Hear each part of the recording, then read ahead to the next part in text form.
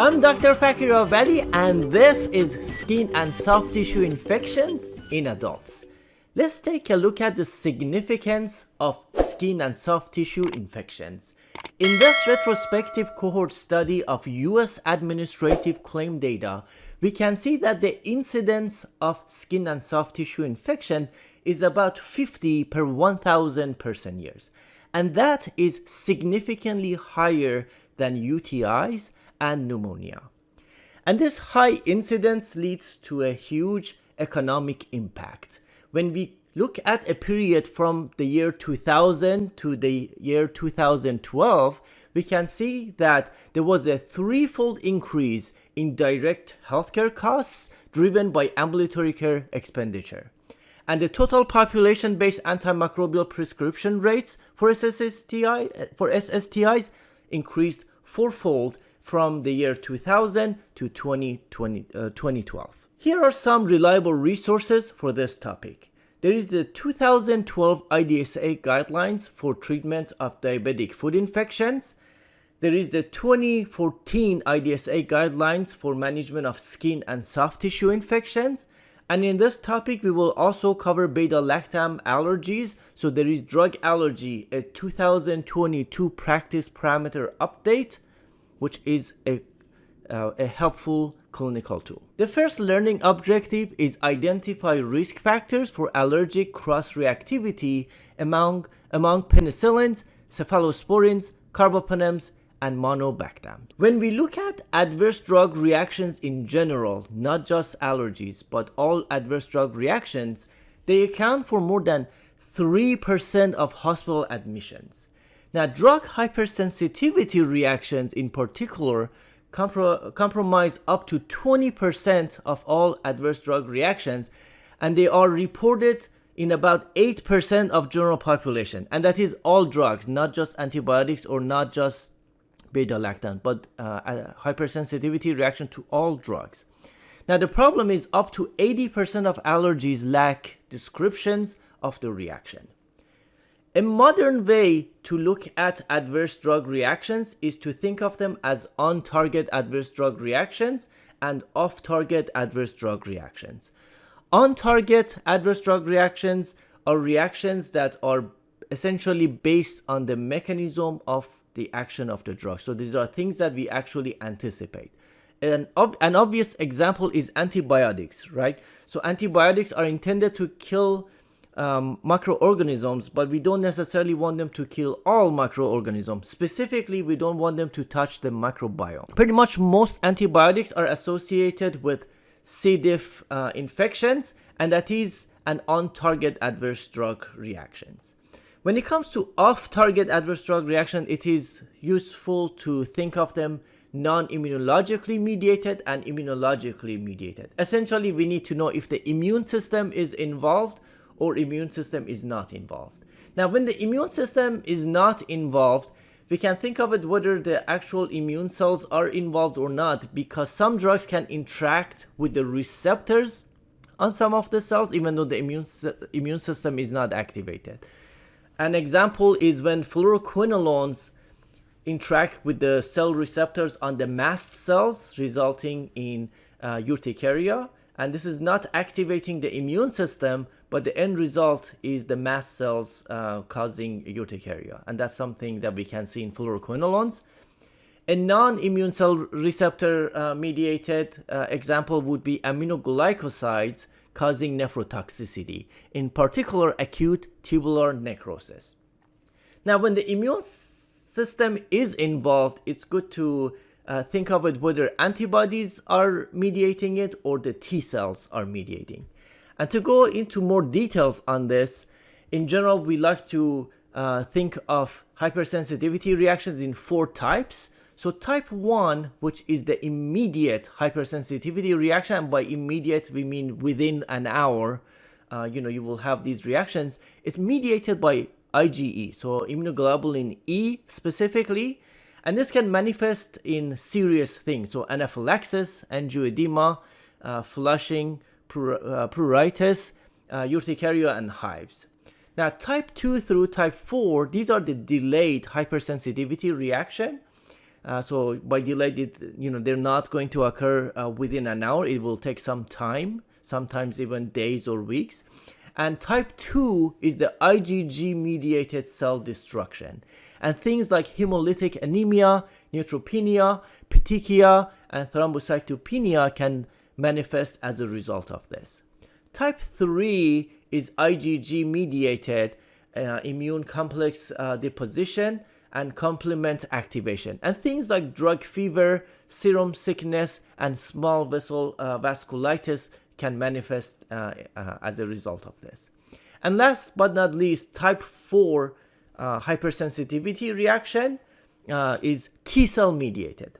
And T-cell mediated reactions can be extremely severe. And because of that, we have actually broken type 4 into subtypes. So subtype 4A, B, C, and D. Type 4A specifically involves macrophages. And this is things like allergic contact dermatitis.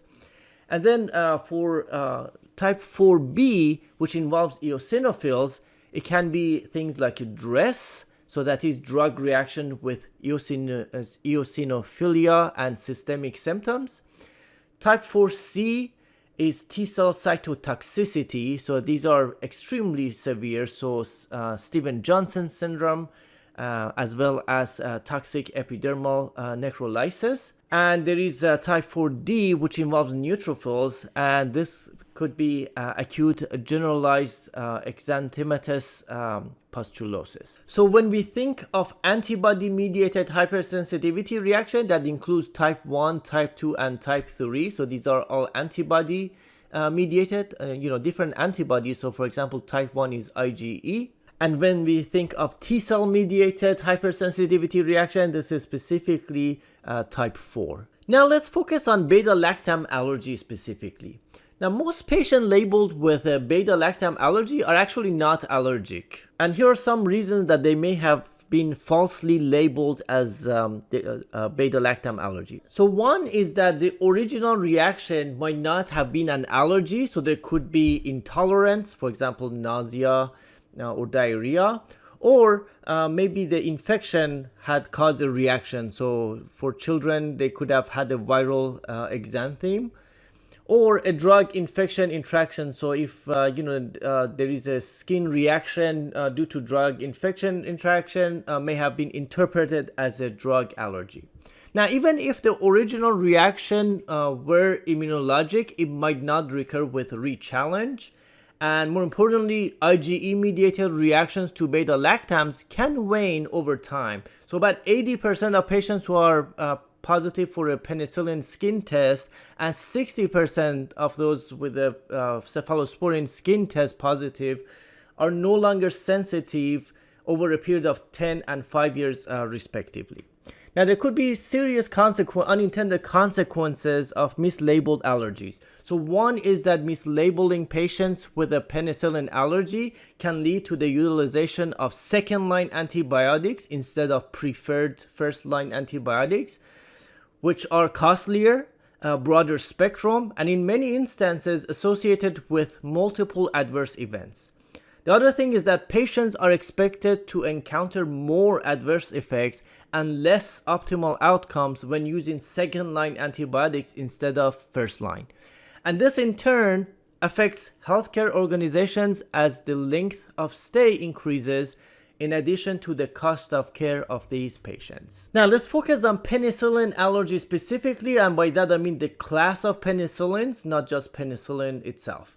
Approximately about 10% of the US population reports a penicillin allergy, and about 5% of these patients who claim penicillin allergy will actually have a reaction to penicillin. And approximately 95% of patients with a reported penicillin allergy will have a negative penicillin skin test.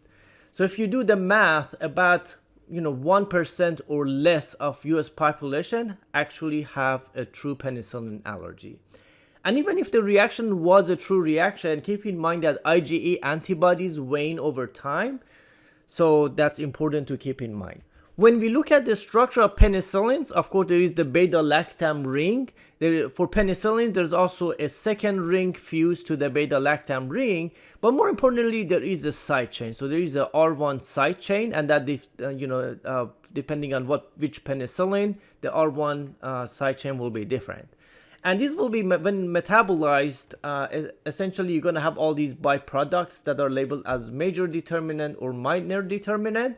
And it is thought that the similarity between the R side chain as well as the degradation of the ring and the stability of the intermediate products determine the degree of cross-reactivity between beta-lactams. And since the overall structure of penicillins is identical and major and minor determinants from the rings play a potentially significant role, it is generally advised to avoid all penicillins in a severely penicillin allergic patient. And keep in mind that this is for severe penicillin allergy, not something as simple as a rash.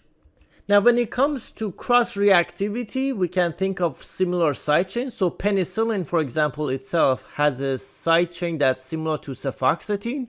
So let's say if someone had a non-severe reaction to penicillin, like a rash, they're more likely to also have a similar reaction to cefoxitin. For amoxicillin and ampicillin, their side chain is similar to cephalexin. So if someone had a non-severe reaction to one of these, they're more likely to have similar reaction to cephalexin. Now, when we look at the big picture, if someone has penicillin allergy, the cross-reactivity between penicillins and cephalosporins is actually less than 2%.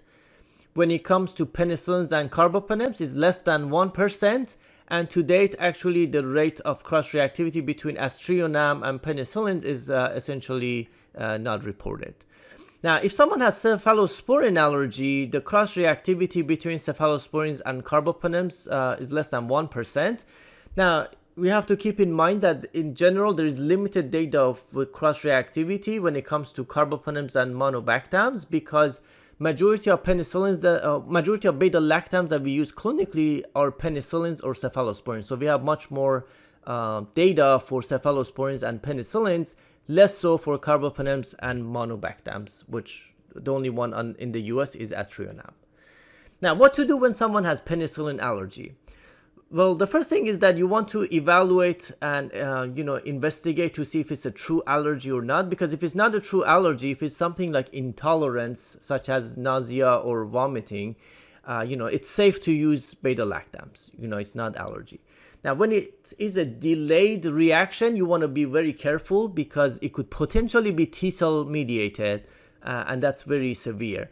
So if it's non-severe, something like itching, even if it's delayed, it is in general safe to administer cephalosporins, carbapenems, and aztreonam, and you don't really have to worry about the side chain.